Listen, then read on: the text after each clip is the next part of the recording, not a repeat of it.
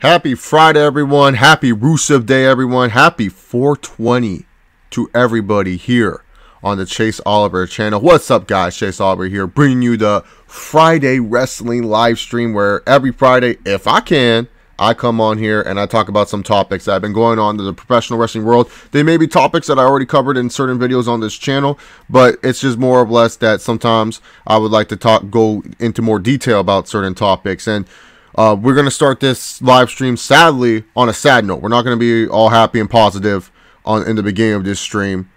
First, we got to give a moment of silence for the late, great legend. And I'm talking about a legit legend in the professional wrestling business himself, Bruno Sammartino. So a moment of silence for Bruno Sammartino, people. Now, when you think about Bruno Sammartino, a lot of people, they really don't know the history about Bruno Sammartino. A lot of people just know that Bruno Sammartino was a WWF champion that held the belt for over 4,000 days. That's what a lot of people know about Bruno Sammartino. But what I'm going to tell you guys is this. When we talk about wrestling legends, now, Bruno Sammartino, when it comes to a drawing perspective, when it comes to the money perspective, sure, may not be the Hulk Hogan level. But when it comes to being one of wrestling's first stars of the business, that's what Bruno Sammartino was. Bruno Sammartino was one of the first stars for the professional wrestling business. And in fact, without Bruno Sammartino, that WWE championship that's around AJ Styles' waist, that wouldn't even be a thing. The WWE that we see today wouldn't be the thing. The WWF that we watched in the 1990s wouldn't be a thing. The WWF that you watched in the 1980s wouldn't be a thing. Bruno Sammartino was the benchmark for a lot of professional wrestlers and was the benchmark for that world title. He's the reason why that world title is a thing today. He's the reason why that world title means something for the WWE/WWF/WWF. That's what Bruno Sammartino meant for that company. That's what Bruno Sammartino meant for the wrestling business. He's a legend in his own right, an American dream in his own right. Moving from Germany, going down to the States, being able to sell out one of the most prestigious arenas 187 times. That's some wonderful stuff. Bruno Sammartino is a legend. Sure, he may not get as much praise when it comes to the Mount Rushmores, like the Hulk Hogans, the Andre the Giants, the Stone Cold Steve Austins, the Dwayne The Rock Johnsons, the Ric Flairs, the Bret Harts, whatever you want to put him. But when it comes down to being a pioneer and a legend for this sport and as a legend for WWE, that's what Bruno Sammartino is. He's a legend for the WWE. Without Bruno Sammartino, WWE would not have the world championship that it has now.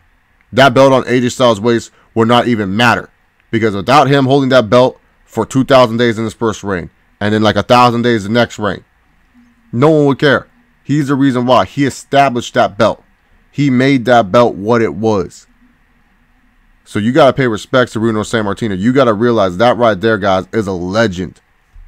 And I'm so glad WWE decided, hey, let's not be petty. You know, Triple H, you may want to praise him for a lot of things. You may want to praise Triple H for what he's done for NXT, changing that joke of a brand into a serious competitive atmosphere where he brings a bunch of young indie talent or a bunch of young talent and puts on a good weekly show. You may want to think Triple H will probably do better taking over. You may want to credit Triple H for finding guys like Seth Rollins, Roman Reigns, Dean Ambrose, and putting them on the main roster. You may want to give Triple H a lot of credit, man, but one thing Triple H deserves the most credit on, and probably his best move since being an executive for the WWE, was getting Bruno Sammartino in the Hall of Fame. Triple H was the one that was spearheading it. Because do you know why? Triple H is a wrestling nerd like us. He understands the history of pro wrestling. He understands and gets that. That's what Triple H does. He understands stuff like that. And without Triple H, we wouldn't get Bruno Sammartino in the Hall of Fame. He was the reason why Bruno Sammartino got into the Hall of Fame, was because he knew what he was doing. He said, hey, we can't have a WWE Hall of Fame without one of the WWE's true legends in that. And that is the truth when it comes down to it. I don't know. Can you all hear me? Okay, yeah, I was just checking something. I was just checking something because I didn't know if y'all could hear me or stuff like that. No one was talking in the chat. But yeah, man, Bruno Sammartino, rest in peace to a legend, man. That when you talk about wrestling legends, that guy's a wrestling legend, man. Sure, he may not get brought up a lot, but it's more of like in the times, you know, like a lot of people haven't been able to check out a lot of his stuff. It's more of like Bruno Sammartino was one of those guys where you had to kind of be there to understand the greatness that was him. You get what I'm saying with that? Where it's like, you know, yeah, there's footage, but the footage doesn't really tell the whole story. That's when it comes down to Bruno Sammartino. So rest in peace to that legend, guys. Bruno Sammartino. If you guys have stuff you want to share about Bruno Sammartino and stuff, more than welcome to share it in the chat. To me personally, I just wanted to pay my respects beforehand. I didn't do a separate video because I was just like, man, like, I don't know what to say for a video, man. I was watching some old Sammartino Stabisco matches and stuff like that. I was just watching old Sammartino stuff just to kind of get myself acclimated to what I was going to talk about. Like, I don't really have like a favorite Bruno Sammartino match, because back then wrestling was really simple. Like, back then wrestling was really simple. It's like so much of a different style than like what I'm used to watching. Like, nowadays I watch so much crazy stuff and whatnot with wrestling. Like, you know, the older style is good when it comes to wrestling, but at the same time, it's kind of hard to get into some of the older stuff, man. Yeah, man. Yeah, rest in peace to Bruno Sammartino, a legit legend in the sport, man. Like Clayton Carl said, he sold out Madison Square Garden like 187 times, man. 187 times. It's crazy. Like, can you imagine that? You can go, what's it called? You sell at Madison Square Garden 187 times. That's one of the most legendary arenas in America. So yeah, man, shout out to Bruno Sammartino, man, and providing a life for his family. That's like another good thing, man. He is like, when you talk about role models and idols in sports, you want to be like Bruno Sammartino. That's like something that you want to be. You want to be like Bruno Sammartino. So that's all I really got to say about that. So rest in peace to the living legend Bruno Sammartino. He will be missed in the wrestling world. I mean, it's crazy, dude. If you saw him, you wouldn't think he was 80, 85, 82 years old. Like, you wouldn't think that, man. That dude kept himself in incredible shape. Looked really, really good. So, when it comes down to it, rest in peace to Bruno Sammartino. Yeah, it's just a different style, Draven. I totally agree, man. 50s and 60s style, it's just so different. Like, I can watch, like, 70s and 80s, but for some reason, the 50s and 60s style, it just doesn't really click to me. Nothing much, Degenerate Shargon. Shout out to Xander. Shout out to Draven G. Shout out to Clayton Carl. Shout out to John 15 HD. Shout out to the Blue Knight who made these beautiful borders that I use on my streams. You guys are here. Shout out to CPZ. How did he die? I don't know. I didn't really like look into it like that. I just know he passed away. I don't know how did he die. So I don't really want to talk about how he died. That's like kind of sad and everything like that. But yeah, I don't know. So all right, guys. Enough with the sad topic. Let's go and move on forward. Let's go on, move on forward and talk about Impact Wrestling Redemption pay-per-view. Now, I'm going to talk about Impact Wrestling pay-per-view for a little bit here on this channel. I will be doing a review of Impact Wrestling pay-per-view Redemption. The Redemption pay-per-view will kind of like, if I feel like I enjoyed it, will kind of make me want to review Impact again. But here's the thing that I want to express and talk about for a minute before I actually dive into the card. I'm not really going to give you predictions and stuff like that. I look at the Impact style and promotion and how they do things. I don't know. Maybe I'm just not used to what Impact is trying to do. What I mean is this.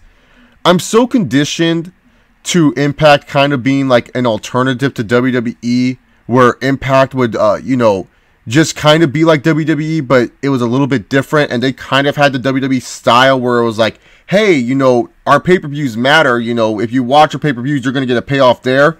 But I feel like with the Impact pay-per-view, and this is why I'm just going to tell fans that are thinking about purchasing it, is kind of be careful before you purchase this pay-per-view, is that Impact doesn't really have their pay-per-views pay off too much things. Like, you forget that TNA or Impact Wrestling, and I'm sorry if I call it TNA, it's just more of a force of habit type of thing.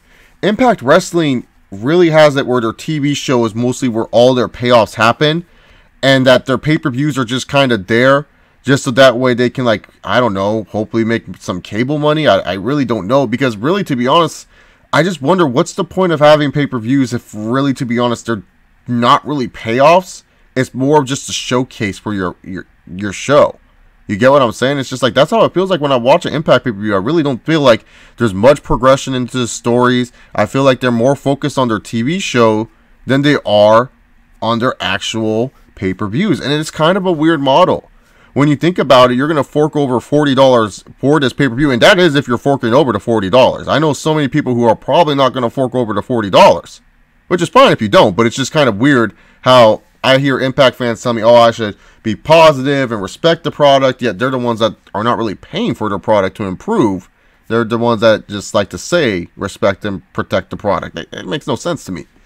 But when it comes down to it, when you watch Impact Wrestling, it's just like, do the pay-per-views matter? And that's the thing when I look at this Wrestling Redemption pay-per-view that they're doing, I just say to myself, redemption, it's like, what's the redemption? Like, you know, like, that's the thing. It's like, what is the ultimate payoff for this pay-per-view when I go in and I buy it for $40? Am I getting something that I wouldn't expect? Am I getting something where I'm saying, wow, this is why I should watch Impact Wrestling? Because I say it to people all the time with Impact Wrestling, yeah, they have good matches, but so do all these other companies. They put on good matches too. What's Impact doing that's so different that makes me say, oh, this is why I should be forking over $40? It's like CPZ just put there. It's more out of habit. And that's why I'm probably forking over $40 this Sunday. It's just out of habit. Oh, well, TNA hasn't, or Impact hasn't put on a pay-per-view in a while. I believe Bound for Glory is their last one, and I don't really count those one-night onlys. Yeah, maybe I should buy this out of habit. Show support to Impact Wrestling. I mean, I fork over $9.99 every month for WWE. But when it comes to Impact Wrestling, just for me personally, I just say, dude, I look at this and I say, what's the point of a pay-per-view? If I really just feel it's more of a showcase than really an ultimate payoff. Because keep in mind, a lot of wrestling fans, and I think Impact fans really need to listen when I say this, is that a lot of wrestling fans are conditioned for pay-per-views to ultimately have some stakes, ultimately have some sacrifice. It kind of just feels insulting to me as a fan. I pay $40 for a showcase pay-per-view. Like, I pay $40 for a showcase pay-per-view, and then you're going to tape all your spoilers, and that's where really all the payoff happens. That's where really all the meaningful stuff happens. And like, to me personally, it just feels like a ripoff. That's how I feel like with the Impact pay-per-view. It just ultimately feels like a ripoff. I know some people may not agree with me on that, but that's true. What, you're going to pay $40 for good matches? Psh! $40 for just good matches. Like, that's not enough. Like, I'm sorry. And especially because I watched Lucha versus Impact, or Impact versus Lucha. Those had some good matches there, and that was free. That was a free show that they gave me. And you telling me $40 I would have to pay just so that way I could get good matches that maybe not have some consequences. And that's why what I'm saying is this Wrestling Redemption pay-per-view for Impact, there needs to be some change up. There needs to be a shocking finish. There needs to be something where there's a payoff. Because you're asking your fans to pay $40 for possibly just good matches. And look, if you're an Impact fan that's not paying for the pay-per-view, if you come at me and you challenge me on this, at least tell me that you're not buying it. That way I say, okay, I understand. This is just another show for you guys. But for those who are paying money for the pay-per-view, for those who are spending their money for this pay-per-view, if you hear someone complaining, wow, I spent $40 on this shit, don't get mad. Don't say, oh, you an idiot. Why are they the idiot for putting down their money? They're the ones actually putting down the money. You guys are the ones always getting mad. This is more to Impact Wrestling fans more than other wrestling fans. Yeah, you may be an idiot. I may be an idiot come Sunday. But seriously, if I'm putting down $40 just for good matches, and especially because the main event is something that I've already seen, which was a good match, don't get me wrong. I'm excited for the main event triple threat at Impact Wrestling Redemption. I think that's going to be a good match. But I want something out of it. I want a shock finish. I want Phoenix or Pentagon to win that world title. Because I don't think they're going to win the world title. But if they do, oh man. Then that gives me something like, oh, I got to watch Impact. I got to see what they're going to do.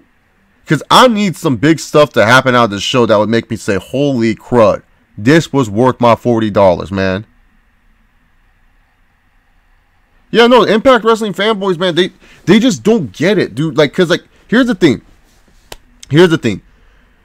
Impact just doesn't have an identity when it comes to stuff. People say, oh, it's a new identity. But how many times have I heard that?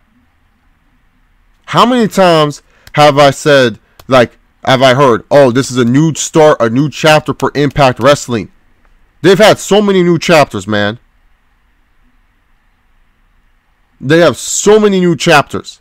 And it's just like, how many times do I have to sit there and hear that it's a new chapter for Impact? It's just that Impact Wrestling has kept on changing their identity, where it was like, okay, First of all, they were supposed to be an alternative to WWE, and that was their perfect identity. They were different than WWE. They featured their X Division wrestlers like they were main eventers. Like that's what people don't understand. And that's the thing too about like a lot of like Impact Wrestling fans today. I feel like a lot of them don't really know the history of TNA or Impact Wrestling. Like they just kind of jumped on the Impact bandwagon just because it's cool to hate on the WWE type of deal. Like that's what I see.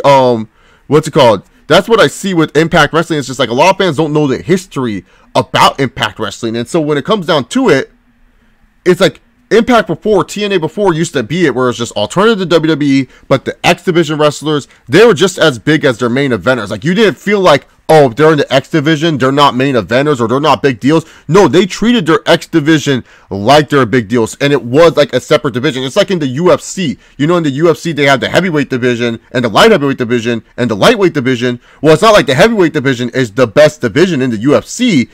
The lightweight division is just as popular, if not more popular, than the heavyweight division because it has guys like Conor McGregor, Khabib Nurmagomedov, Tony Ferguson. You get the idea. With Impact, that's how TNA used to be back in the day, was like the X Division. Oh, if you're in the X Division, you weren't considered like some jobbers or anything like that. You were considered like as good as the main eventers. Like it would be like, oh, well, this guy has decided to try his luck in the heavyweight division or try to do something in the heavyweight division and stuff like that.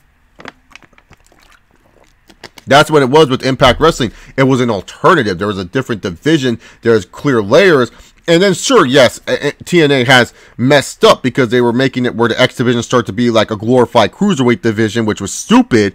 But it is what it is. It's not like we could change the history books during the Hogan Bischoff era. But even then, they still had an identity. They were trying to be like WWE, which is fine.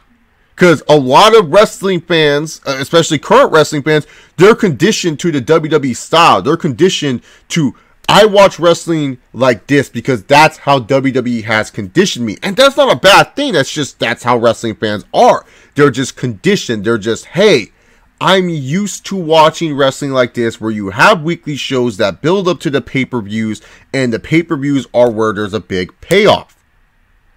Then Impact tried to change their style where they're saying, hey, we're going to have 4 big shows a year, which was fine because it was like, okay, they're going to focus on these 4 shows, and these 4 shows are going to have the ultimate payoff. But then they started doing their little free per-view shows. Remember when we were calling them those? Like, oh my God, they were having those free per-view shows and everything like that. And it just kind of didn't really work out for them. Now they're in the business where it's like, okay, we tape months in advance for a lot of shows.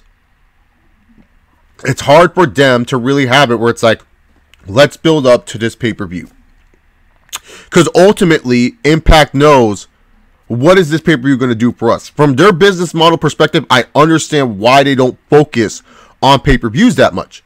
Because they just say, man, what's it matter if we build up all this stuff, all this hype.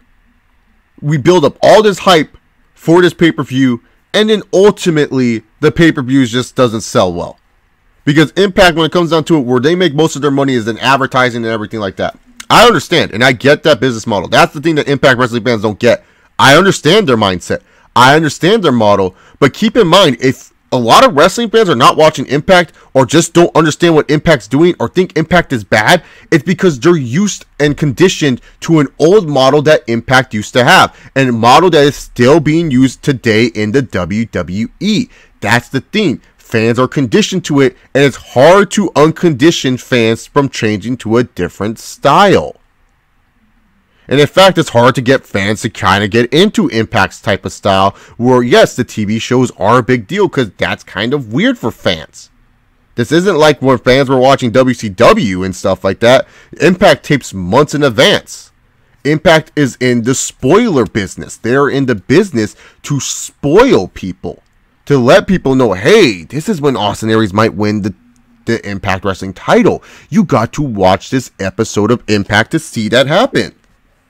That's what Impact is in. They're in that type of business. And that's what Impact Wrestling fans need to understand and get. Yes, if you see fans kind of upset with Impact Wrestling and kind of like not necessarily trashing or not understanding it, you got to understand that they're building up to this pay-per-view and we may not get a payoff because we're going to, like, this is literally what I think is going to happen with Impact Wrestling Redemption. It's going to be a predictable show with some good matches. And if that's good for you, then that's your problem. That's your problem. Ace Outlaw, I've been told that I have a face for radio, which is also a thing, that you have a radio voice. Yes, I have been told that. Thank you, man, for that compliment. I really appreciate it. Shout out to CPZ Love It for, what's it called? There's CPZ Love It for dropping some Impact knowledge, and Degenerate Sharingan for that awesome comment. The X Division back in the day was something like the junior heavyweight division in New Japan in the 90s. Absolutely. Because the X Division used to be, it wasn't like, oh, if you're in the X Division, you're like just a cruiserweight. You felt like you were a heavyweight, and that was the thing. It was just a different division. It's like in the UFC. You were in that division because it fit your style. Like, heavyweight wrestlers wrestled a certain style different than the X Division wrestlers, but X Division wrestlers had some success in the heavyweights. See AJ Styles, see Samoa Joe. It wasn't like you were stuck there. But Impact with the Hogan era and the Bischoff era were like, oh yeah, you're a jobber. Oh, you gotta be in this division and stuff like that. What up, Wrestling Tubes? I'm doing good, man. Thank you for asking. I'm just talking about Impact Wrestling Redemption right now. Just kind of like, going on a little mini tangent, you could say. And I do apologize if I am going on a mini tangent. It's just something that I have to say. Because I'm always so tired of Impact Wrestling fans just kind of like, and I probably will make a separate video for this in the future. But I'm just so tired of Impact Wrestling fans just not understanding. It's like, yeah, you can tell us things are changed. Yeah, you can say stuff are different. But ultimately, fans are conditioned to a certain style. And also, the thing is, too, with Impact Wrestling is they do so much stuff with their TV to hype up these pay-per-views. But once again, you are freaking making people pay $40 if they pay that.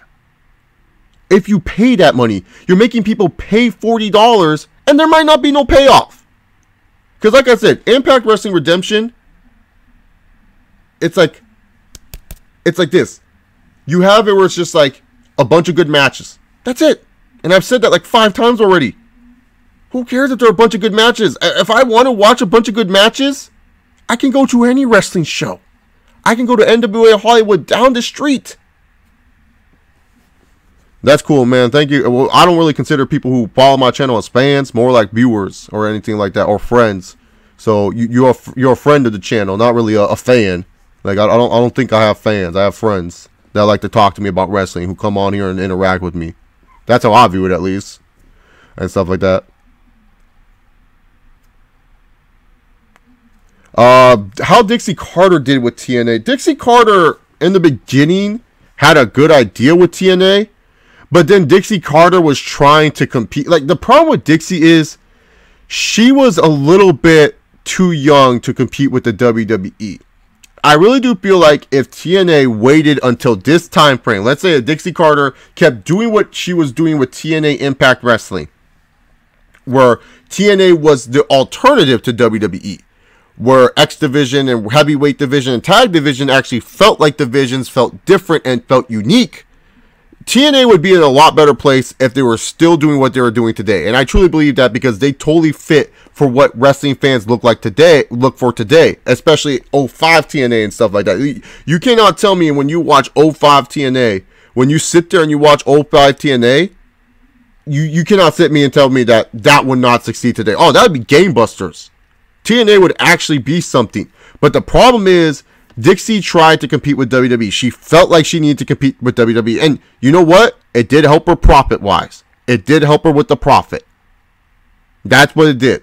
And you got to give her credit there because it made her money. But ultimately, it didn't do well for TNA in the long run. It turned off a lot of fans who are used to the style of, wrestling being something like that. Of wrestling being an alternative. It turned off a lot of fans. You can't be doing that, man. You can't be turning off your fans and stuff like that. So, yeah, when it came down to it, that's what Dixie kind of did wrong with TNA. When you look at it, that was kind of like the main thing. So, yeah, let me go over the Impact Redemption Wrestling card because a lot of people are going to be like, oh, man, this guy just hating on TNA. I'm not hating on TNA. Where did I say Impact sucks or anything like that? I'm not hating on TNA. I'm not hating on Impact Wrestling. I'm just saying, this is why a lot of fans are kind of indifferent towards Impact Wrestling or TNA or everything like that. It's because they just don't know that it says, are you really paying money for this? This is what you're probably going to get.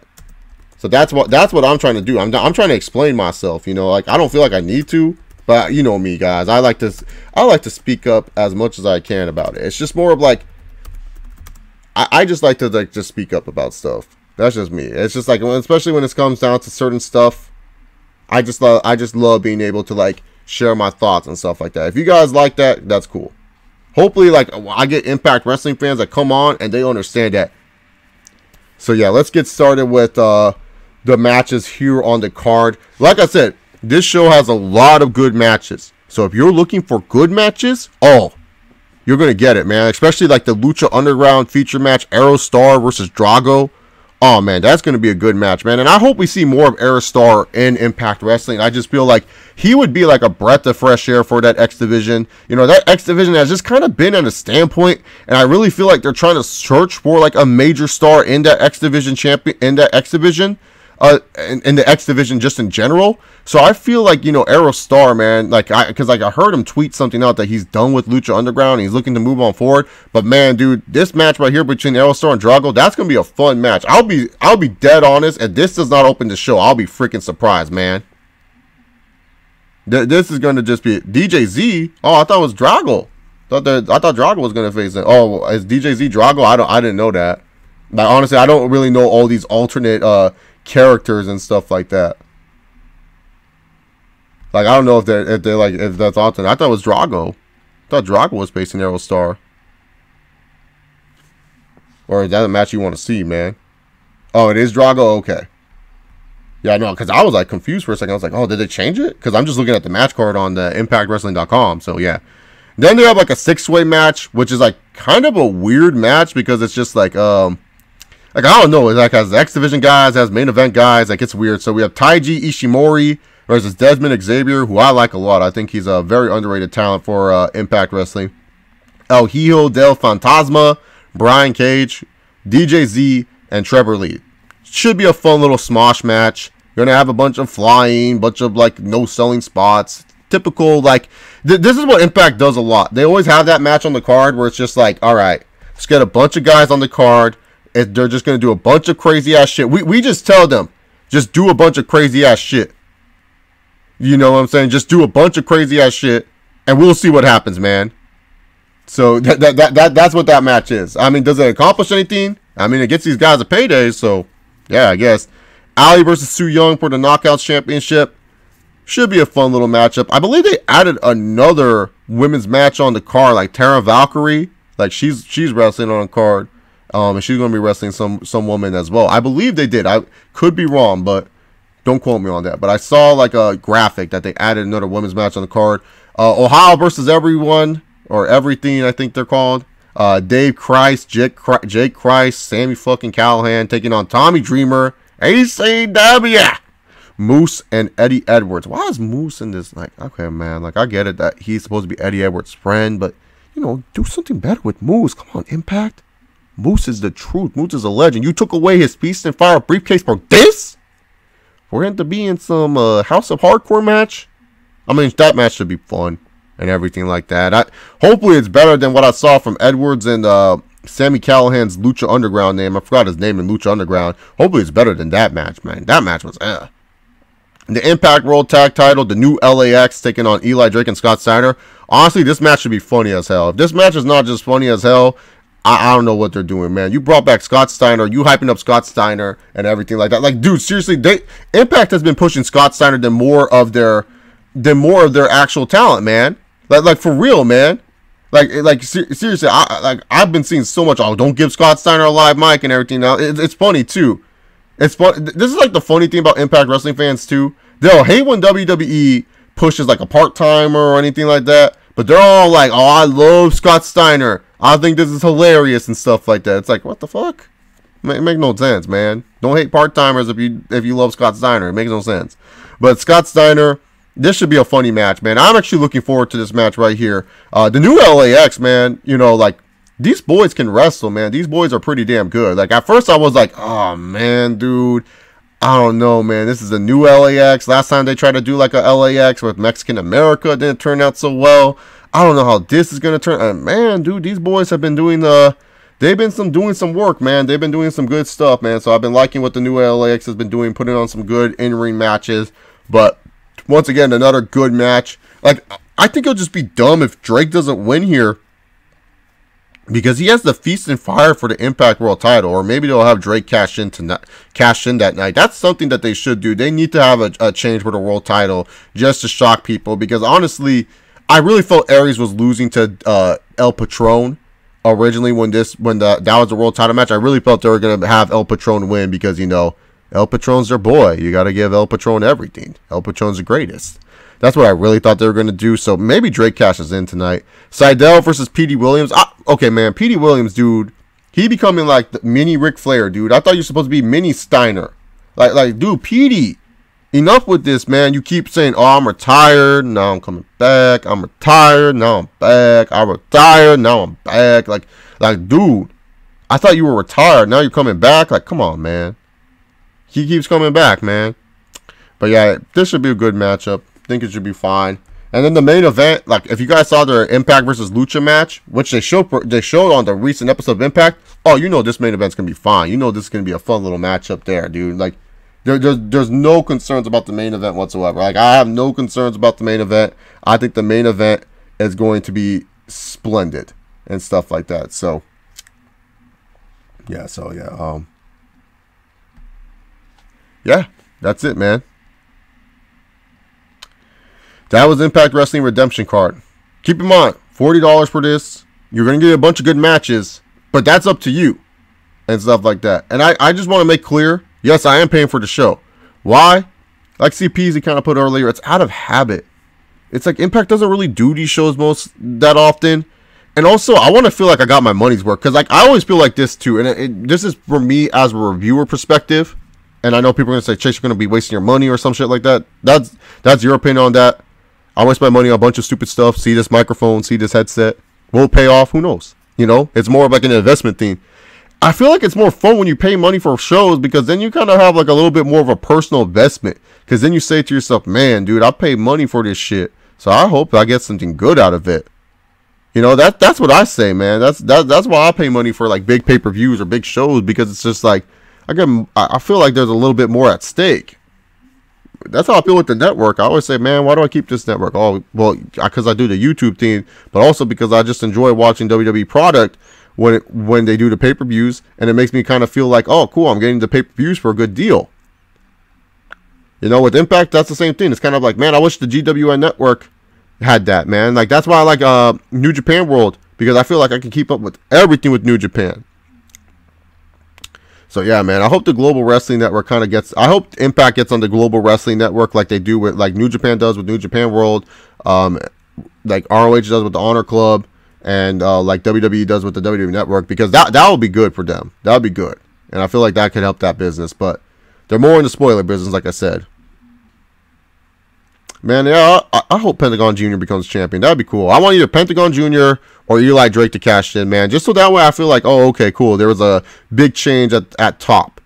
You know what I'm saying? Like, I want something like that, man. And it'd be kind of good that, it'd be kind of good if Eli Drake cashed in, because, you know, Aries came in night one, beat him for the title, but then all of a sudden Eli Drake is all like, you know, now he champion. And then he comes back and he gets his revenge on Austin Aries. So that'll be a good payoff, in my personal opinion. Kind of wish Moose was still champion or still the briefcase holder, but hey, it is what it is, as Max Holloway would say, and stuff like that. So let me see here what you're doing. NXT versus New Japan. Which one's the best right now? I think New Japan's better than NXT. NXT on a weekly perspective is trash. Like, honestly, like, you watch NXT on a weekly perspective, yeah, you get one good match every once in a while. But other than that, dude, it's just like the stories, like they just try to like, they do it where it's like, they try to do it where it's like, oh, well, it's good because we don't feature guys every week. But then it's just like, you're so conditioned to how WWE does it. But man, dude, New Japan, is way better than NXT when it comes to just like their build up to their shows and stuff. NXT is just good with the takeovers. That's it. The weekly shows are trash. Like, it's just like, oh, one good match. Like who cares? Like I said, you want to watch a good match, you can go anywhere to watch a good match. That's the thing that people need to understand. My mindset is this. What's the point when you argue with me, well, there's good in-ring action or good wrestling? I say, who cares? because I can go there and I can watch it. And what you find subjectively good is different than what I find subjectively good. Like, don't get me wrong. I'll admit, yeah, Impact Wrestling when it comes to versus WWE, oh yeah, it's better in ring wise. But other than that, it's similar to WWE where they have convoluted characters that make no sense. They have one or two characters that are being misused so much. They have a lower division that I could give two shits about. They focus heavily on the women division, but they don't really have like a big women's star that actually matters. Like, Impact and WWE are very freaking similar. It's just that Impact does more Crash TV type of stuff where they're like, hey, let's just do a hardcore wrestling type of thing, get the fans going and stuff. So fans that miss hardcore wrestling, they can be like, oh, it's like the Attitude Era Light. That's what Impact does differently than WWE on their weeklies. It's just that they're able to do more hardcore stuff, so fans like that a little bit more because it feels like it's like the Attitude Era again. NXT on a weekly basis is not good. I would rather watch it, like if you used to Chase, if you're saying Chase, a big New Japan show versus a TakeOver, oh, I'm thinking a big New Japan show over a TakeOver any day of the week. Because I feel like New Japan shows deliver a lot more when it comes down to it. You know, the hard thing about New Japan is like you have to be huge into the Japanese style wrestling and stuff like that. You have to be huge with all the tag matches that they do on their card. But I would rather take a New Japan show than a TakeOver. But lately New Japan has been doing the thing where it's like they've been running over so much time, it's ridiculous. That's how I would do it and stuff like that. So yeah, guys, who was right about John Cena getting dumped? I was. Just wanted to bring that up again, man. I just want to just say it. I told you guys Nikki Bella dumped John Cena. Everyone's like, hey, no, Cena did this. Cena did that. Shut up. Y'all should know better. Nikki Bella has that PR team on lock, making sure that she looks good. Oh, she just didn't want a pity husband. Bullshit. She just didn't want a needy husband. That's what's up. Cena was finally becoming needy. He broke down all those walls. He was showing his true character, being a needy little bitch. And Nikki couldn't handle it. She's like, oh, what happened to the strong, independent man that I wanted? That's why Nikki broke up with him. Don't believe these fake lies, man. Y'all want to believe these fake lies about Nikki Bella and John Cena relationship? Go right ahead. But just know, if you want the truth, you listen to me. All right? You listen to me. So that's all I want to say about Nikki Bella and John Cena. I was right. Y'all need to say I was right about that. So, yeah. Superstar shakeup feuds. That's something that's interesting, man. SmackDown has a lot of good feuds that they could do. Same with Raw. I feel like the Superstar Shakeup did a good job at getting fans very excited about SmackDown, and definitely kind of got fans wondering what the hell they're going to do with all these dudes on Raw. Like, I feel like a lot of people feel that way. Yeah, Isaac Bruno passed away this Wednesday. Past Wednesday? Past Wednesday. This past Wednesday he passed away, unfortunately. But yeah, I feel like the Superstar Shakeup has done a great job at making people like super excited, and like I've been seeing posts on all these different forums and web pages and stuff like that. People like, oh man, this is gonna be sick. Oh, I can't wait for this feud and stuff. And that's good. That's good that, you know, some fans are actually like finding positivity with WWE. Good for them. This is like the most positive thing that I've seen that fans talk about WWE in quite some time, actually, since Bryan came back. I don't know if that's quite some time, but still. You know, it's rare when you have something like the Superstar Shakeup. Because last time the Superstar Shakeup happened, oh, man, there was not really that much positivity. A lot of people were like, SmackDown got dicked over, and then Raw. The only negative thing that I hear people saying are like, oh, Finn Balor should have went to SmackDown. What the hell is your problem, man? The hell? Finn Balor should go to SmackDown. What the No. Get the hell on out of here. Everyone's like, oh, Finn should leave WWE. What? He going to leave that paycheck to do what? Get the hell on out. He wrestles less dates than he did on the Independent. You telling him to freaking leave? Oh, God, man. AJ versus phone it in Joe. So Moa phone it in Joe feud. I think Joe actually is going to try this time, CPZ. AJ doesn't make people... AJ, besides Shinsuke's lazy ass, he makes people try and everything like that. So, yeah, man. I feel like that these matches, man, that these feuds and stuff, like, people are actually pretty excited for it. So, yeah, man. Yeah, I thought Rollins to SD would have made more sense, but hey, it is what it is, man. They have Jeff Hardy hump dance. They have older Rollins. They have Jeff Hardy. But yeah, man, I'm glad that, you know, the Superstar Shakeup has done some positive things. How long will this last? Probably like 2 weeks or so before fans start bitching again. But hey, that's the nature of the business, my friends. All right. And then I saw this one thing before we get into the Q&A where you guys can ask your questions.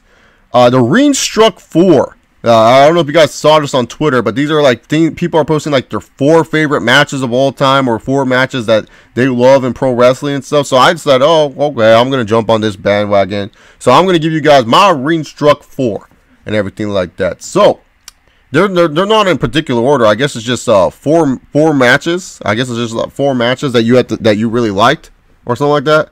So here are my 4 matches.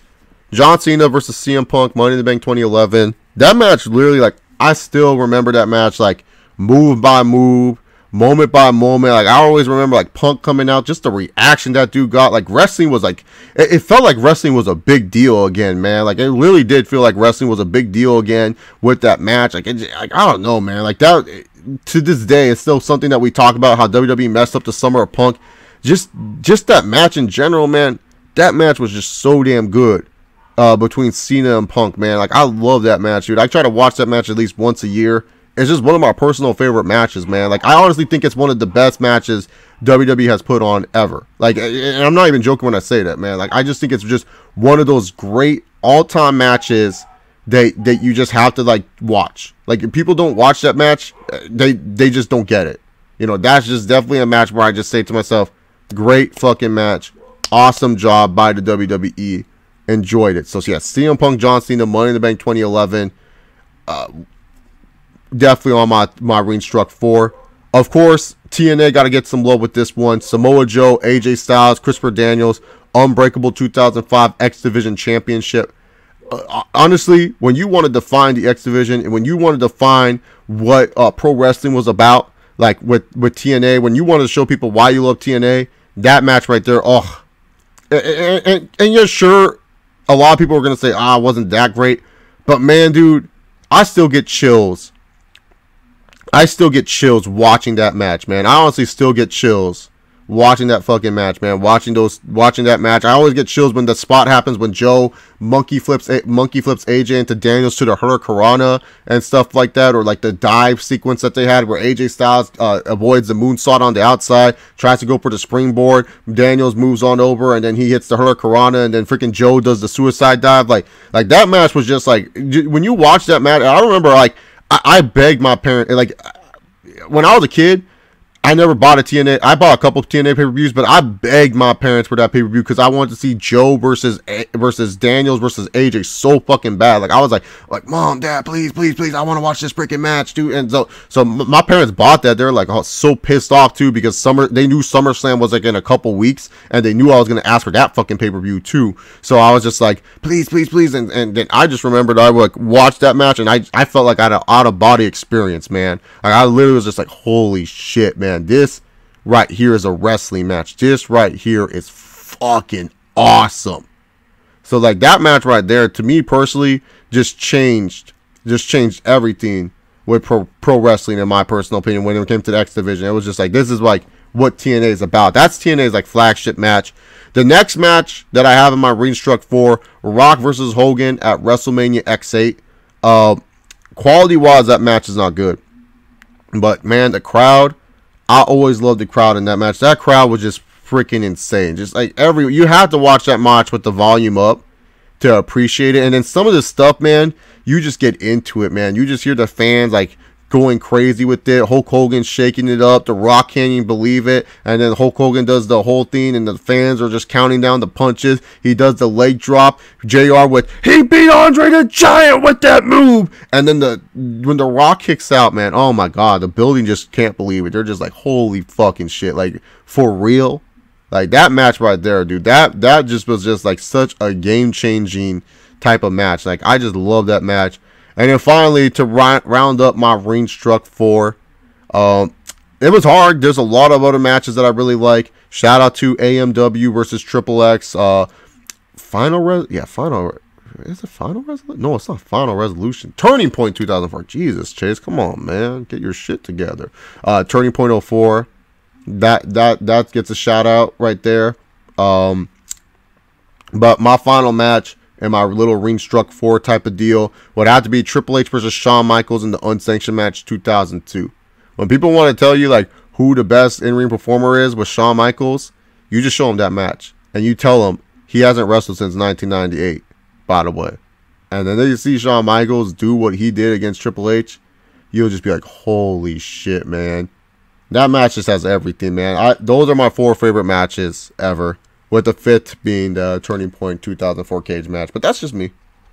If you guys have a ring struck 4, share with me on Twitter or just let me know in the chat. Alrighty then, guys. Now it's time for that wonderful portion of the stream where everything goes for fun.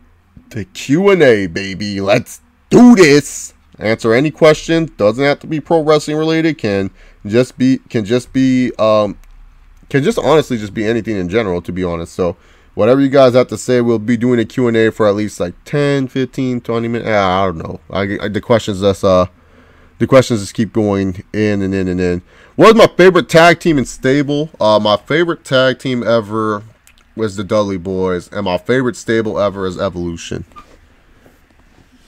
Where's Macho Man versus Warrior, Chase? That's like my WrestleMania favorites. Like, I love Macho Man. You guys know me. I love Macho versus Warrior, but that was like, I watched that on DVD like 5 million times and everything like that. Like, people forget about it. Like, don't get me wrong. Hogan and Warrior and Macho and Warrior, those are like some of my favorite matches ever. But when I talk about 4 matches that impacted me as a wrestling fan, those 4 matches impacted me the most. Those 4 matches, like, I just love. Like, I watched it. Like, Macho and Warrior is like my favorite WrestleMania match ever.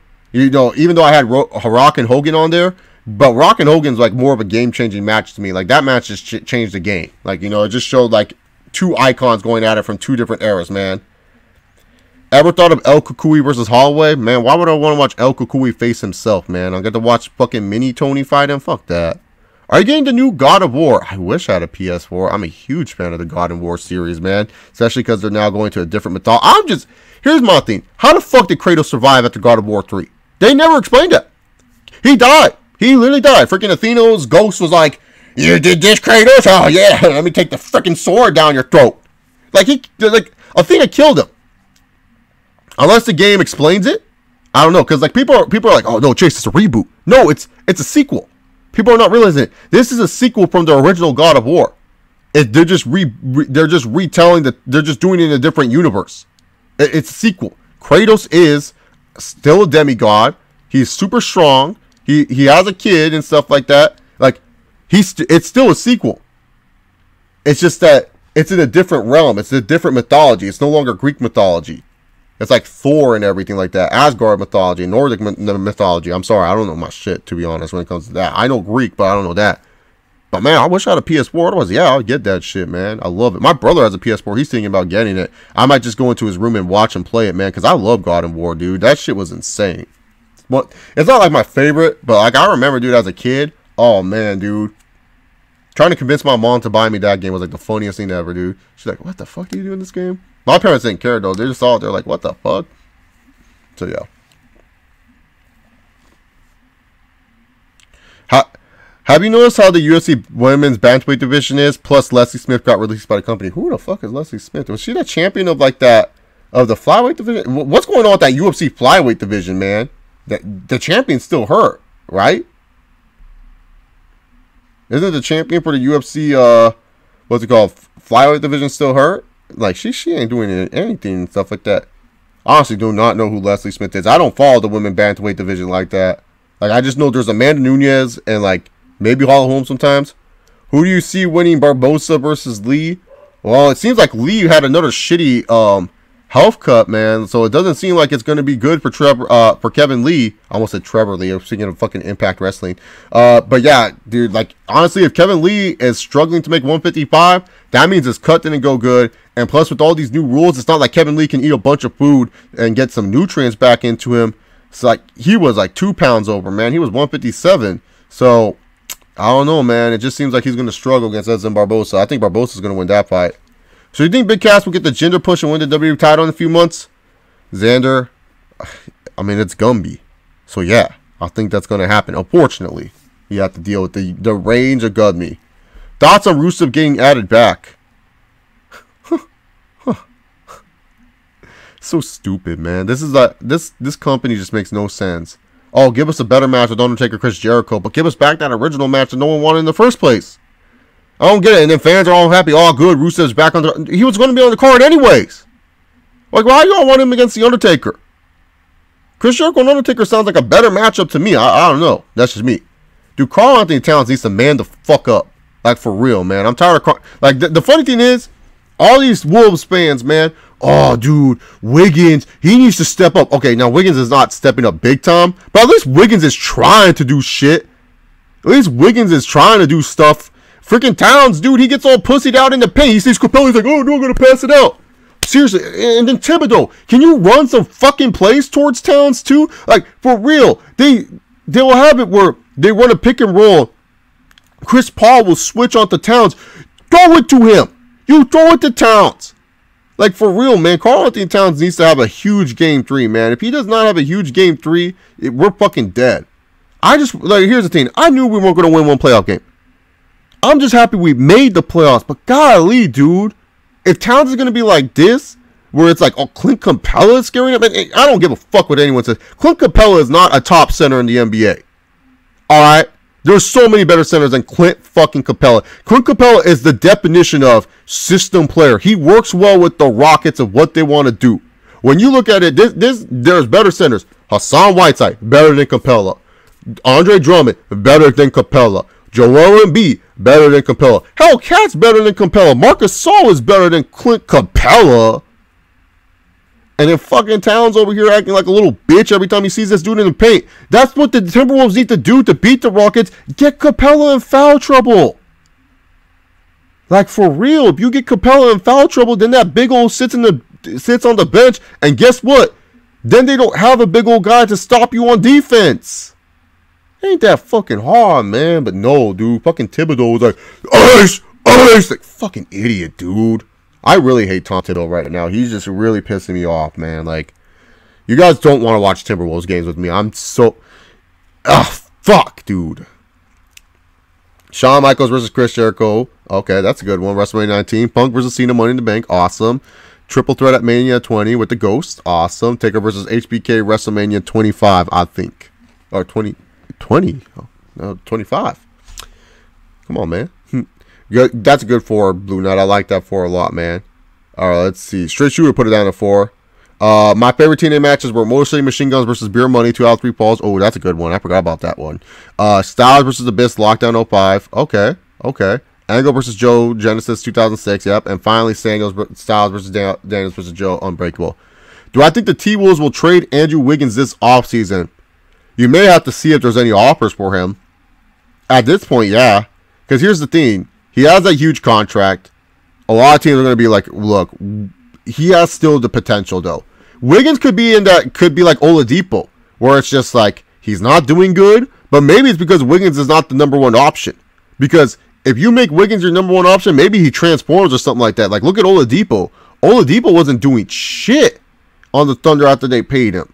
He wasn't doing anything with the Magic, and then he goes to the Pacers and he transforms himself. Maybe Wiggins finally wakes up and realizes, because the thing is with the Timberwolves, they always tell Wiggins, oh, you're good, we like you and stuff like that. But then it's like Wiggins just doesn't put it together. Maybe Wiggins will be like, okay, he's just someone that's just like, I can't be, a beta. Like, that's the thing with Andrew Wiggins. He can't be a beta dog. He can't be someone he's like, I'm the 3rd option. He needs to be a number 1 option. And maybe that's just the situation that he is as a player.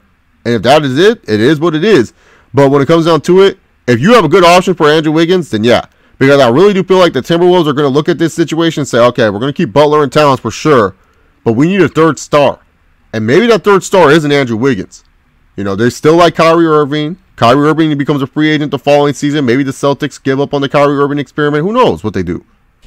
But yeah, man, you definitely got to look at offers for Andrew Wiggins if available. If available. No, I like Wiggins. You guys know me. I'm a Maple Jordan fan. I still think he has a lot of potential, man. But maybe he's just one of those guys. Yeah, Infinity War is going to be tight, man. Oh, that's good, man. It's just from seeing footage of the game, God of War looks amazing. Why is it when you get injured in NXT, you get called up? Oh, man, because it's just like... I feel like it's because NXT just doesn't know what to do with you because they plan their storylines and they just forget about you. And then Triple H is like, just call him up. Who gives a fuck? That's what I really think, but yeah. What do I think of Randy Orton nowadays? He's still one of my favorite wrestlers. He just doesn't do shit. It's just like the writers don't know how to book him. Honestly, it's just that they don't know how to book him and stuff like that. Why are people demanding for Rusev versus Undertaker? Like, that's just the dumbest thing I've ever heard. Like, that's like the unsmarkiest thing I've ever heard in my life, man. Nate Diaz versus Connor trilogy or Gus versus Jones 2? Which intrigues you the most? Oh, Gus versus Jones 2. Nate versus Connor. First off, we know Nate can beat Connor. That's like something that doesn't interest me and stuff like that. And the last fight, honestly, you could have given that to Nate 135, Diaz 135. But when it comes down to it, Gus versus Jones 2. Like, honestly, man, that was such a close fight, a really good fight. It's a fight that I think fans really want to see again, too, because they just remember that instant classic that these two boys put on. That's the next to Shogun versus Henderson at, I forgot what UFC that was, 139? I can't remember. I know it was one of the lower, that's weird to say 139 is one of the lower UFCs, but yeah, minus that fight, that was the best light heavyweight fight. That's like one of the best light heavyweight fights ever. So yeah, man, Gus versus Jones, I would say more intriguing, at least in my opinion. But what draws more money? Oh, Connor, because Jones, man, that dude can't stay clean to save his life. Do you think Brady is holding out for one of those big Jay Cutler contracts? I think Brady's just trying to do some other business first, but I don't think he's gonna get that big Jay Cutler contract. Nah. Predictions on who you think will die in the Infinity War? Oh, my prediction has been the Hulk. To my knowledge, I don't think Mark Ruffalo has signed on for another movie. So it's just kind of like, he kind of like makes the most sense. Like, hey, if you're going to kill off a character, kill off him. Because, like, who else are you going to kill off on this show? You're not going to kill off, like, maybe kill off Hawkeye too. But I feel like they like Hawkeye in these movies just kind of be in the little background. But I think for sure the Hulk is dying. He's done. Like, no more Hulk. Like, and that would be like a big hit to the Avengers too, because it's like the Hulk is one of the more stronger, like, you know, he's just one of the more stronger superheroes in general, not just in the MCU, but just in general universes. Like, the Hulk is like a legit one of the strongest superheroes, so it'd just be such a big deal, man. Like I said, I don't know if Mark Ruffalo did resign, but last I checked, he didn't resign. It's not like, and also too, it's not like Marvel's planning a Hulk movie anytime soon, so it's like, why keep him? Because the Hulk, like, no offense, you can't make a movie around the Hulk. It's just too hard. It's just like, who cares, man? Oh, he gets angry. He beats people up. It's like, ah. All right, let's see. Hot take. Vince Russo was getting TNA back on track in late 2009 when he started to build the show around AJ Styles and Joe before Hogan came. That's not a hot take. Everyone agrees with that, CPZ. I thought that was like, I was like, man, dude, Impact. That was like the best Impact since 07 Impact. Like, I was like, oh, man, dude, finally they're doing something right, man. They had that awesome Turning Point 2009 show with Angle versus Wolf and Styles versus Daniels versus Joe for the World Championship and stuff like that. Oh, man, yeah, no, they were doing some good stuff. And then all of a sudden, they're like, LOL, Hogan, brother. Let's make AJ like Ric Flair. It's like, oh, what the fuck? What is my favorite pro entrance? My favorite entrance of all time would probably be Triple H's. I love the water spin and stuff like that. Iron Man, I don't know if they're going to kill off Iron Man. I think Robert Downey Jr., because Robert Downey Jr. has a good contract with Marvel, so I don't think they'll kill him off. I don't think Black Widow's dying. Loki could die. Thor has more movies coming, and Nebula is a possibility to die too. Oh, Batista, I think this might be Drax's last stand too, because Drax does die by Thanos, and he could be like, well, I hope they don't kill off Batista. I feel like he's finally getting his just doing stuff like that with it, but I feel like, you know, this could be a movie where Drax dies and stuff like that, because in the original Guardians, Drax doesn't last long. Drax literally died like in like one of the earlier issues and stuff like that. So yeah, hopefully Drax doesn't die, man. Have you seen Blockers or Rampage? I actually just came back from Rampage. I liked it. I thought Rampage was fun. It was faithful to the video game and stuff like that. What I didn't understand, man, is like, how come the fucking lizard? Oh shit, my bad. This is spoilers. But man, the lizard, he was super strong in Rampage, man. Like the lizard was super strong. If y'all haven't seen that, but yeah, Blockers. I want to see Blockers, man, but I just don't know if it's like, because when I used to work at the movie theater, I would see movies for free. So I was like, oh yeah, I'll go see that movie. But now that I don't work at a movie theater anymore, it's kind of like, do I really want to waste money to go see Blockers? Like, you know what I'm saying? Like, I love Cena, but I don't love Cena enough to go say, like, oh, I'm going to go see Blockers. I didn't see Ferdinand. If I was working at the movie theater still, oh, yeah, I would have saw Ferdinand for free. But I'm not going to go, like, pay money to go see it. Rampage, I was like, yeah, man, I'm going to go see Rampage. I liked the video game as a kid. Like, I used to play that a lot on the Game Boy, man. I remember playing Rampage a lot. It was faithful to the game. It had good scenes. I thought it was good, man. Like, I don't think it was, like, the greatest movie or anything, but for for the time that I witnessed, I wasn't bored. Like, I was like, oh, that's cool and stuff like that. Do you agree with Taz about Lashley should be hyped up as a Brock Lesnar type? Why would you make him like Brock Lesnar? So that way it's just like he can get compared to Lesnar. I saw another post like this on the Facebook page, and I kind of said, like, Lashley's doing his own thing. Here's the thing. WWE always fucks up with people in the beginning, but then they can get you hype up for them. See Care Bear. See Samoa Joe. Like, remember, like, Samoa Joe wasn't doing shit before he feuded with Lesnar. He wins, and everyone just got that idea of him feuding with Lesnar, and people are like, oh, shit, this is going to be awesome. Like, did you notice during the tag match, Lashley was just like, he saw that Strowman did his thing. He saw Care Bear do all that strength, and he wasn't impressed. He was like, whatever, dude, who cares? He wasn't, like, celebrating with everyone else. Like, Finn Balor and Seth Rollins were like, yeah, man, we won. Lashley was just like, man, screw this dude. Lashley's doing a good job, man. He's fine. Lashley's fine. Undertaker versus HBK, WrestleMania 25, that's good.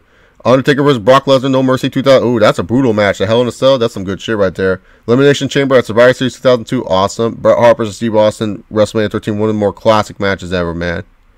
Captain America, no, he's in the next Avengers, so no, he ain't dying. Who politics bigger money contracts, Brock Lesnar or Jay Cutler? Jay Cutler, dude. Cuddy knows what's up, man. He knows how to be mediocre and make a bunch of money. Brock Lesnar can't even be mediocre and make a bunch of money, man. What is your favorite pyro entrance? Oh, pyro entrance. Kane. I like Kane's, man. It will just get you hyped up for the theme song and everything, man. What's the worst job I've ever had? Oh, man, dude. The worst job that I ever had, dude. I hated it. I used to work for, like, a butcher, dude. So, like, I would actually, like, kill. Oh, I hated that job, dude. It was just so disgusting. I would smell like blood and shit. That was the worst job I ever had. Like, I did not enjoy going. It was just, like, I needed money at the time, and it was like one of the places where it was like it would pay you like really fat stacks, so it was just like super good. So I hated it, but man, it paid well and stuff like that. But yeah, that was the worst job that I ever had, man. Was just that, dude. I just couldn't stand it, man. The smell and everything like that. I just never had fun. Like, honestly, I enjoyed part-time jobs because people that I work with, I've always been blessed with the part-time jobs that I work with, that I've worked at. Is that I've always worked with a lot of cool people, like a lot of chill people and stuff like that. I've never gone for the part-time job and been like, oh man, I've had like shitty people and stuff like that. But like, yeah, man, that was like one of those jobs. Like, it wasn't part-time. It was like every once in a while you would go, but you get paid fat for that shit, man. But it was just disgusting, dude, and stuff like that.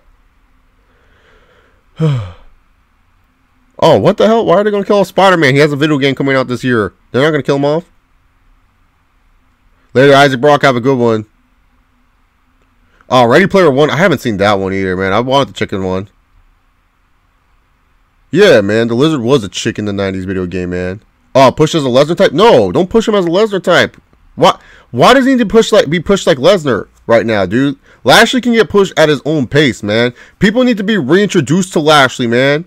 Like, god dang, people are like, oh, dude, he's not dominating fools right away. Like, well, yeah, shit, dude. How else were they going to get? Like, who is he going to dominate right now? Right now, he's stuck in transition mode because he just came back. Let's see what they do after Backlash. That's it. Wait till after Backlash, then they'll actually do something with Lashley. Deadpool 2 looks funny. Oh, okay, so I guess Batista ain't done good. Batista survives. Oh, no, not that time travel BS. Oh, that's going to be a mess, dude. That is going to be such a mess, dude. Time travel? Ugh. What movies are coming in between? Is Avengers 4 coming out like literally the next year? I think it is, right? Thoughts on Peter and Deadpool 2. Is Peter like that one guy that doesn't have superpowers? Like, he's just like, oh, I don't know, superpowers. And then Deadpool hires him? I can't remember, dude. Like, honestly, I can't remember the trailer all that much. I don't like look into movie trailers like that. Low-key, I'm afraid of movie trailers. It's a weird fear of mine, but I just don't like them, dude. Like, I don't know. It's just like a weird fear. I just don't like movie trailers. What tips could you give to an introvert? Oh, an introvert?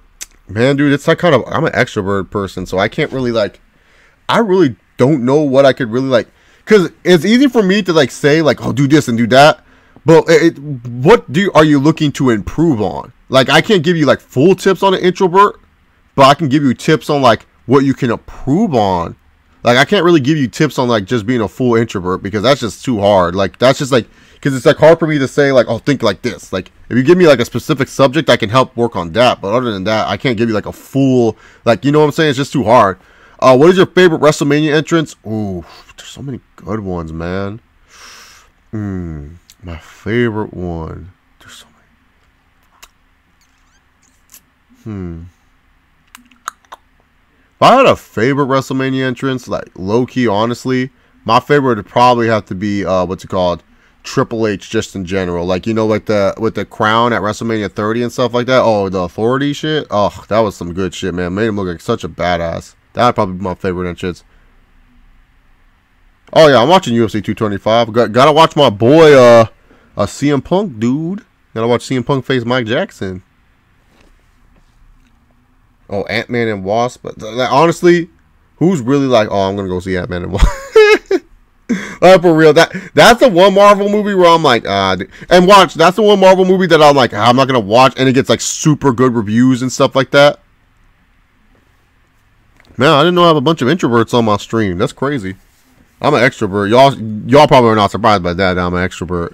It's like, yeah, man, because like introverts, like honestly, like because like I think like an extrovert, so I'll tell you guys, oh, do this, and then you're gonna be like, shit, but we can't, and it's like, yeah, that's the problem. I can't tell you like how to like. There's certain things that I can tell you to do, like if you give me a specific subject, but I can't be like, oh man, you gotta just be like this, like, you know what I'm saying? Like the thing is to work on your shyness, and you just kind of have to learn to like kind of not be afraid of what people think. When you care about what people think, it kind of gets to you. Like I don't give a flying F what people think, man. I go like, what's up, dude? And then I talk to them and stuff. And they think I'm weird afterwards. Whatever. That's their fault. They lost a cool homie. They don't know who I am. But those people who don't think I'm weird and those people who trust me and stuff like that, they're chill, man. Yeah, so I'm an extrovert, man. So like that's something I could like give you guys tips on about probably being shy and everything like that. So, you know, just don't care what people think. What is your favorite wrestling move and signature and finisher? Favorite move was Orton's backbreaker that he no longer does. You know where he used to grab the shoulder and did the backbreaker? That was my favorite move. Favorite signature is the double A spine buster by Triple H. Favorite finisher is the people's elbow. I need to look for a good job after college this summer, but there's no graphic design jobs around my city or film.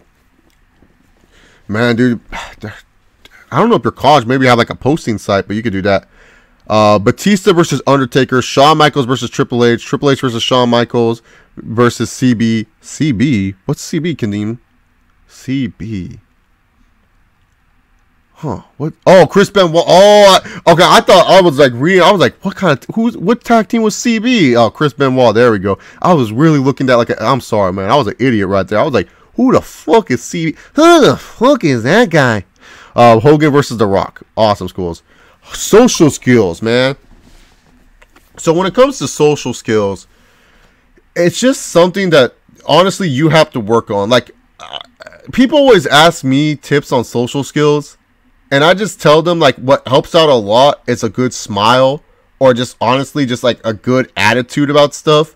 Because like introverts, like the thing is like it's just you guys don't like really know how to engage like conversations right away. Like it takes a while for you guys to get conversations going, and unless it's like a subject you guys really like, you guys don't really talk about it. Like y'all just really like kind of just do y'all kind of just are like, you know, I'm good doing my thing and stuff like that. And then you hear someone talk about something, then you guys get too overly excited about it. Maybe I'm wrong on that, but that's from introverts that I know. That's how some introverts are and stuff like that. But when it comes down to it, honestly, just have a good smile and try your best to like kind of keep enthusiasm at a low at first until you get comfortable with the person. It's all about being comfortable with the person too, knowing like how that person is and stuff like that. For me personally, like I just know how to talk to everyone. That's just me. Like y'all see my what's it called, Hell in a Cell, Day in the Life. I was talking to all these random ass wrestling fans. I don't know who the fuck they are. They don't know who the fuck I am. I don't give a fuck. I'm doing my thing. You know, I gotta film a video. I gotta entertain. That's how I am too. Like in live, I don't care. Yeah, I'll make jokes in class. I don't care if people laugh or not. I'm not trying to make them laugh. So yeah, man, it's just like social skills. It's more of like have a good presence. Like that's the thing too. Like I always tell my friends, if you improve confidence and not arrogance. Arrogance is something different. But if you're confident with the way you walk and everything like that, you should be fine. If WWE makes the decision to have Reigns win the title at Jeddah, who should he feud next after Joe at Backlash? Ambrose. I feel like Ambrose should be Reigns' next feud. Mainly just because it's just kind of like it would make sense for Ambrose to have an animosity for Reigns not being there the night that he got injured, kayfabe-wise. Favorite suplex, vertical. I love the vertical suplex, man. I don't know why. I love vertical suplex. I just think it's so cool. Like, it's just like, oh, you lift them up, and then, like, oh, it's so cool. I love the vertical suplex. What is your favorite wrestling tag finisher and moves? 3D is my favorite tag finisher of all time. Tag moves? I don't really think there's a lot of different tag moves and stuff like that. Have you seen Prince Devitt promo on Captain New Japan? No, I have not seen Prince Devitt's promo on Captain New Japan. Not seen that promo whatsoever. Alright, guys. I gotta get ready for the Team Heel podcast later tonight.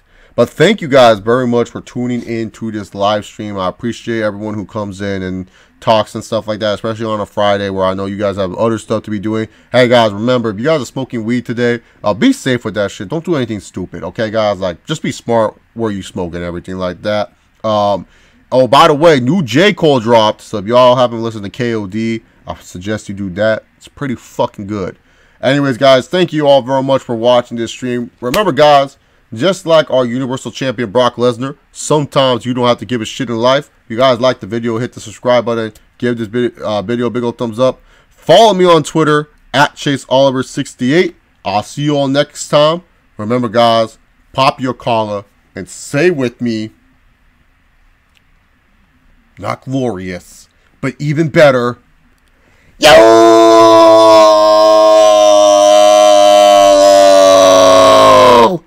Yo!